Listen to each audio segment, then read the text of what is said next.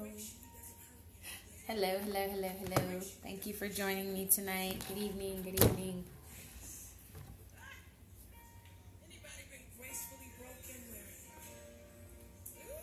Hello, thank you for joining me tonight. I appreciate everybody logging in. Real quick, my name is Coach Bibi Brown, and I'm doing a mini-series on my app, Mrs. to Mrs., where you can download it on Google Play or iTunes. We are doing a relationship decree challenge, which is where you intentionally speak over your relationship the words that can transform your relationship. We tend to speak the words that kill our relationship. We tend to speak more words that hurt our relationship. So for the month of October, my app is doing a challenge on relationship decreeing what you want out of your relationship for you and your spouse or your significant other, not just you or them. But tonight, I had a couple people reach out to me. I did a scope yesterday, a couple days ago, called How to Be a Watchman for Your Relationship. And I want to go just a little more in depth on that, because the question that I had was, how do you be a watchman when you're hurting? Or how do you be a watchman when you've been through so much with that person or anybody prior? Of course, this will probably be a little easier if you're dating, but if you're married, it's going to be a little harder because it takes more, because you're the best word I can use is you're in a covenant, so you're not going anywhere. But how do you be a watchman when you're hurting? So there's a song that I've heard recently by Tasha Cobbs. It's called Gracefully Broken. And usually when you're in a relationship, the things that mold your relationship are the lows, are the valleys, are when you're deep down and out. When there's turmoil, when there's hurt, when there's pain, that's what transforms your relationship. It's not the highs. It's not the highest of the highs. It's not when everything is honky-dory. Anybody can love anybody. You can love your enemy when they're nice to you. You can love your enemy when they're being gentle and kind. But can you love that person when they've just hurt you? When they've just stabbed you in the back? When you've caught them in a lie? When they've possibly done the unthinkable, which is stepped out with infidelity? I mean, there's plenty of things that the person could have done. My main focus tonight is just words, because that's what we're focusing on this month, is words. What if your significant other spoke something so hurtful to you? How do you handle that? How do you bounce back? How do you get out of that rut? How do you stop playing the mind movie that consistently plays over and over? And every time you play it, the words pierce your heart and they bring tears to your eyes, or the emotion just runs back. It's a month later, it's 2 months, it's a year. And every time you replay the very words that was spoken, it's like a dagger all over again, just going in and out, in and out. How do you get over that? Well, first, you have to have a relationship with God. There is no way around it, no ifs, ands, buts about it. You have to have a source. You have to have someone. Thank you for joining. I appreciate it. You have to have a source. Thank you for the hearts as well. You have to be able to go to God and ask, first and foremost, what was that? Why did that happen? When you're the victim, when it has happened to you. This is when you are the one with the hurt, but you still have to turn the other cheek. You're the one with the hurt, but you still have to give. You're the one with the hurt. They spoke the harsh words. They spewed venom out of their mouth. They called you out your name. They said your character was not what you are, opposite of who you are, but you're married or you've been dating this person where they should know that you're not this person. How do you bounce back? When you go into prayer to cover your relationship, your first priority is, God, where was I at fault? If he shows you that you were not at fault, there was nothing you could have done, said, or whatever, the next thing is to ask God to help you forgive that person. It doesn't matter how vile, how hurtful, how venomous the words were. if that's even a word, but I'm just trying to paint the picture of how bad it can be. These are just words. I'm not talking about physical or emotional abuse. That's totally different. I'm talking about words, and words can get to emotional abuse. But if this is something that's out of the norm, this is not their normal character. Now, if this is a consistent pattern, that's something different. A consistent pattern means that is who they are, 9 times out of 10. A consistent pattern means they're not trying to better themselves to change you if you've spoken up for yourself. But that's another scope. We're talking about everything's been good. They've never spoken to you crazy. They've never said anything sideways to you. But all of a sudden, they're painting you as this person that you're like, I don't feel like you don't even know me. Like maybe I did that in fear. Maybe I did it not knowing what really to say or how you would accept it. Then you have the right to go to God and say, okay, God, what is this? And as the song I was saying earlier, Gracefully Broken, God will take many things to transform you. God will take and mold you. Thank you for joining tonight. I really appreciate it. Thank you for the hearts. And please share. If you know of someone who really needs to hear this message, please don't hesitate to share. But yes, Gracefully Broken, God's going to send things and trials and test your way to 1, humble you, to 2, yes, break you. But he doesn't do it to hurt you. It hurts us because it's our flesh and it's embarrassing and it's all that stuff of the world.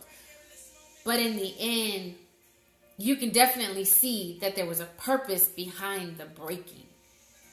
A lot of good comes out of it. So when my husband and I have situations where he's going through a leadership phase, God is growing him. And he told me that this is a season for me to step to the side and allow him to grow. Yes. To allow him to grow and hear from him and to be obedient to whatever he says. Well, it's not easy, but I'm doing it. So in his growing, he's now speaking up more. He's now delivering messages to me more from God, from his heart, that before he didn't say. And the growing pains are how he's delivering it. He's not delivering it sugar-coated. He's not delivering it gracefully. He's not delivering it to where it's easily accepted. It's a little hard to chew. It's a little hard to digest. And with that, it's provoking issues. It's bringing up stuff where you're just like, whoa, that was kind of harsh.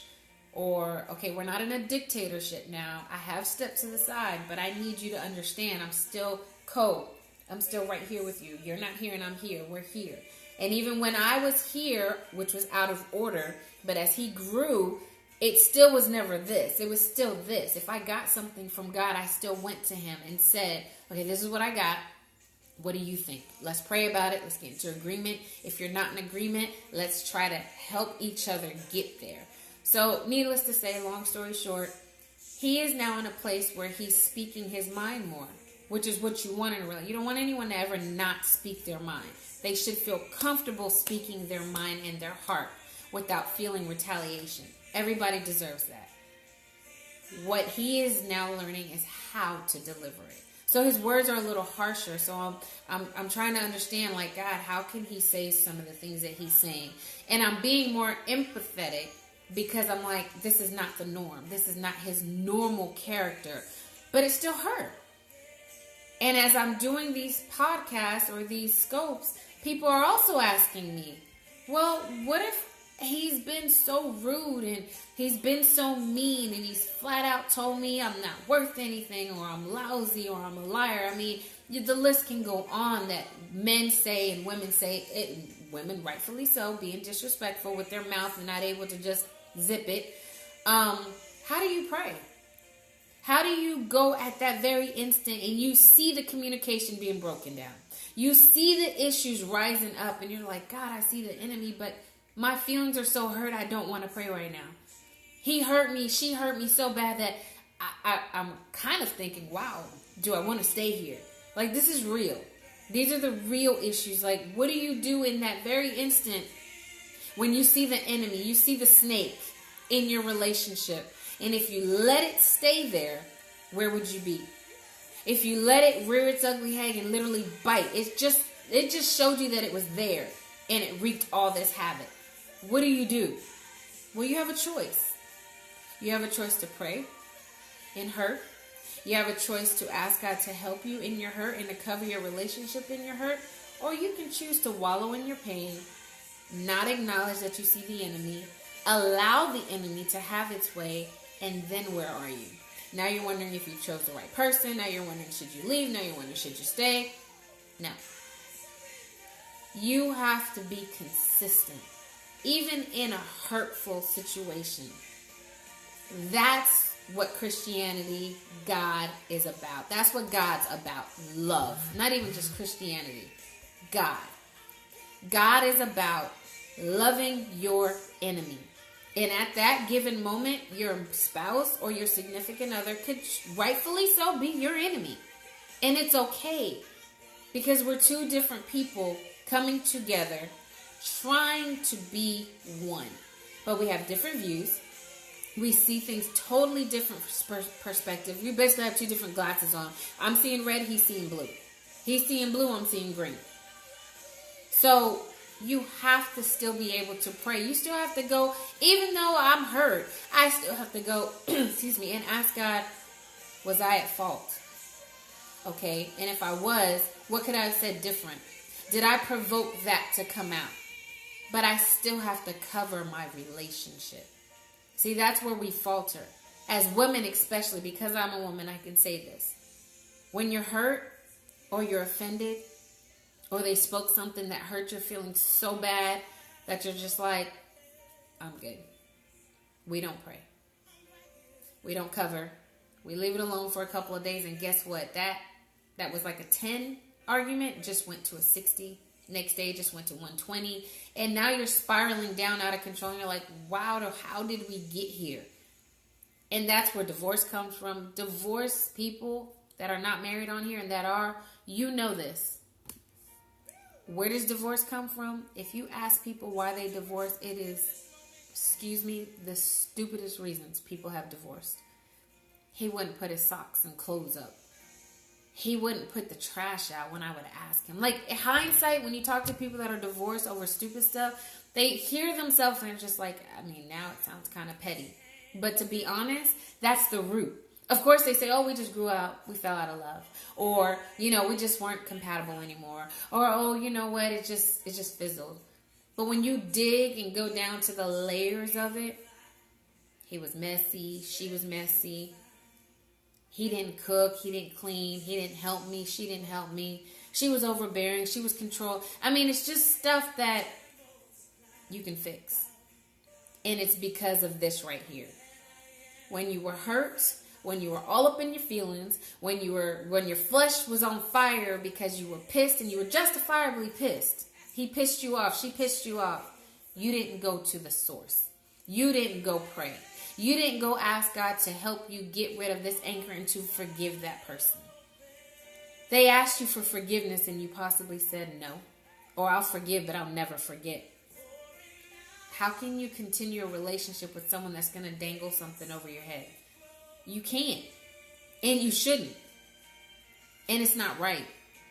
Because now every step you take, every so often, you're going to hear it. And everyone deserves multiple chances. Now, if it's a consistent behavior, like I said in the beginning, then that's different. You know the difference in consistency of being rude, consistency of being unconsiderate. I mean, it's all those things that you know the difference. So it's not that one-off. This is to teach you to be a watchman in the good and the bad.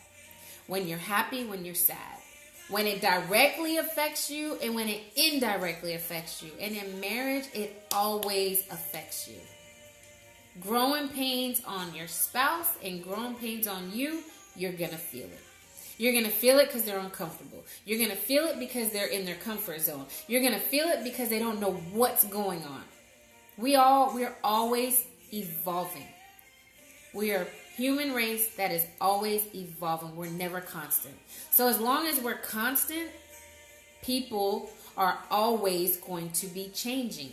So if you're changing and you're uncomfortable, you're in a new job, new environment, guess what? When you come home to your wife or your spouse, they're going to feel that. So your job is to be on guard. Be on guard, okay? I'm not going to take this personal because he did just start a new job. Just go down the list of, is this the normal behavior? Instead of being quick to just jump and be like, you, this, and that. No. Okay, he got a new job. Good day, Miss Avery Pink. How are you? He got a new job. It's stressful. It's hurting his heart that he's either away, like mine's is away, or it's hurting his heart that, his time away from the house. Be mindful. Be mindful of the fact that things have changed, and for you as well. You got a new job. You got a promotion. It's more stressful than ever. You're carrying that. But if there's men on here and the ladies that are on here, if you know your spouse just got a new job, if you know they just got a promotion, if you know they lost their job, whatever change has happened, are you praying? Are you covering? Are you asking God, okay, God, show me in advance. Show me what's going on so that I can know how to pray for my significant other. Show me maybe, the pitfalls of this new job. And if it's not a new job, maybe it's a new project. Maybe they're trying to work out. Maybe they're trying to lose weight. Encourage them. Encourage them. And ask God how. Don't just do it. Everyone is different. What may encourage you may not encourage them. What may help you and motivate you may not do that to them. So without asking them because you may want to surprise them, go to God. God is our help, our ever-present help. His word says that. Whatever you need, not just money, not just prosperity, not just health, not just protection. I don't know what's going on with my spouse right now. I need you to help me understand what's going on. He's freaking out. He's not talking. He's rude as all get out. What is going on with him right now? Because I'm not getting it. And I'm not for it. Or in my case, my husband has kind of turned into a dictator. And I'm like, I didn't sign up for that. I don't do that type of marriage. God, you need to fix that. And now. Because that's not our relationship. We are 100% equal. Nobody is over nobody. I was never over you. You're not going to be over me. We're going to be this together. So my watchman part is teach him now how to communicate effectively his feelings. Now that he's speaking more. Now that he's revealing his heart more. What bothers him, what doesn't. Teach him how to communicate that in love. Teach him not to be combative. Teach him not to be tit for tat. Teach him not to be like, well, you did this and I did that and you did this, point the finger. That's my wall. That's the post that I'm on now. What post are you on? Do you know? Do you know where you're supposed to be? And if you're not married and you're dating, that you still have to be on your post. This is someone you date with a purpose.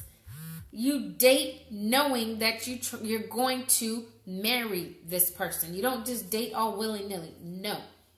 You date with the purpose, If you have certain negotiables, non-negotiables, deal breakers, I'm sorry. If they don't meet those, then why are you dating them? If they don't meet that, it's not a checklist. It is your negotiables, your non-negotiables. Mine when I was dating was no kids. I had no kids. I didn't want anyone with kids. So if someone approached me that had kids and he met everything else, I'm sorry, I can't. And people were upset. Men were upset. Like, well, you're holding me. That's discrimination, but it's my choice. I want to be a mother first before I'm a stepmother. I'm sorry. That's my choice. And I excluded anybody that came to me that had children. That was my choice. Exactly. But if yours is smoking, I had another friend. She dated. And if they smoked, she was done. Fit the criteria to a T. But they smoked. That's her non-negotiable. Exactly. That's her deal breaker. You smoke? I don't care if it's cigarettes, weed, or good afternoon, Miss Bree. How are you? I don't care if it's cigarettes. I don't care if it's marijuana. I don't do cigarettes, is what she said. Me neither. But I don't do cigarettes, she said. So she kicked him to the curb. What are your non-negotiables? If you're dating, if you're married, I'm sorry. You're just going to have to take that up with God and let God deal with them and change their mind. But if you're dating and you're trying to figure out if this person is the one, what are your personal non-negotiables? What are your personal deal breakers? Don't settle for that. If they don't have it, they don't have it. If it's something that can be changed and they're working towards it, that's different. But back to the watchman on the wall, even when you're hurt. You should have taken care of that on the other side of the ring. I'm just saying that. Yes, I agree. Thank you for the hearts, everybody. I truly appreciate it. Thank you for sharing. Again, so yes, when you are a watchman on the wall, that includes when you're hurting. That includes through tears. That includes through the evil spews that come out of your man or woman's mouth. So tonight, I just wanted to kind of go in depth because I had a couple of people ask me, but I'm hurting, but they hurt me and they're rude and they're not loving. How do I stay a watchman when it's all that? God's word says love your enemy. Your spouse can be your enemy at any given moment, and you got to be on your knees for them. You have to, because it's your prayers that'll change it around. It's your prayers that'll come through and transform that. I heard someone preach the other night that said, they're your head. Your spouse is your head. Your husband is your head as long as he's following God and leading you in the direction of God. But if he says, let's do something and you're not in agreement, you go on your wall and you ask God to give you mercy and grace for whatever decision you're about to do if you're not in agreement. You don't do this and you don't disagree in a sense where it blows up. You can tell them, I don't agree. I'm not in agreement with you, but I'm going to trust you. You let it happen. And what you do is you go pray, God, if my husband is not correct, change his mind. It's not your job to change their mind. You pray for it and you wait for it to happen patiently. Yes. Woo. Yes. Yes. You patiently wait for them. And I just live that. I just walk through that, which is why when people ask me, how do you do it through hurt? I just walk through that. You ask God to change their mind. That's your prayer. And if God doesn't change your mind, guess what? You were wrong. And they were right. And it's not about wrong or right. It's about walking together. The word says, how can two walk lest they agree? But there's plenty of times that husband and wife will not agree. I'm not saying me and my husband agree on everything. But what we do is make sure the other person has peace in their disagreement. It sounds like an oxymoron, but it's